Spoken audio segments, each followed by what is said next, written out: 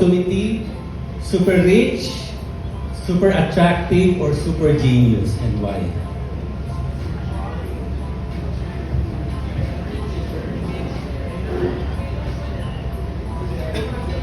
For me, super genius. Because I think if you're super rich, yung kailangan parang I feel like wala kang pagdadaanan eh. At least yung super genius, you're gonna work hard for it, you know, like either business or whatever it is. And I don't know, it's just super cool to be genius, di ba? Yeah. Ako siguro super genius, sorry tata.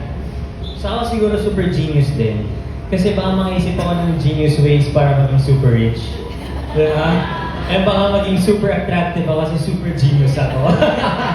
So yeah, baka super genius. Ako naman po super genius because I think that is a great asset to have. And I think that can bring you to many places in life. Super genius. Same with what Priya said, like, you know, you could use that to become super rich as well. And when it comes to attractiveness, I don't think that's the most important thing in life because that's something that can just go away in a second. Direct. Ako, Kakaiba. oo, opposite ng kay Jairus. Siguro super rich kasi genius na ako.